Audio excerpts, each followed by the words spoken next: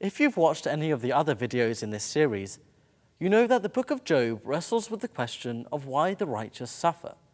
In other words, why do bad things happen to good people? In fact, this is one of Job's key themes, but not its only theme.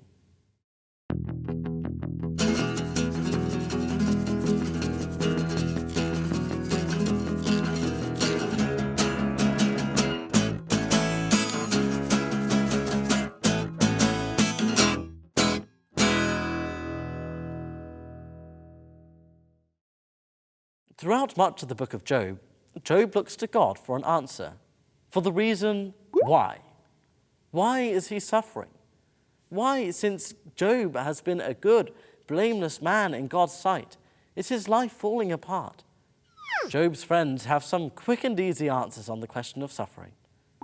Clearly you must have done something bad, they tell Job. After all, God is just. He rewards the people who do right and punishes the sinful. Case closed. But Job isn't content with that answer.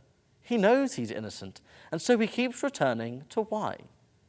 He assumes there must be a reason, and he assumes that if he has his day in court with God, he'd at least be able to confront the injustice behind his suffering head on.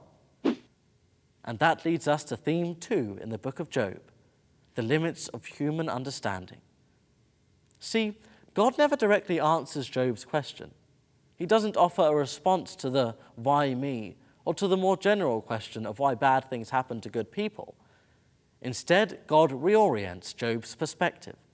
In chapters 38 through 41, he asks Job a series of questions, starting with, "Where were you when I laid the foundations of the earth? Tell me if you have understanding. Who determined its measurements? Surely you know. Or who stretched the line upon it?"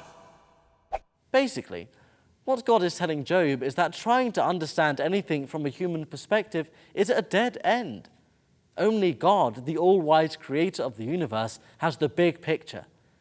And it's only as Job is willing to accept this God-centered perspective that he'll find answers.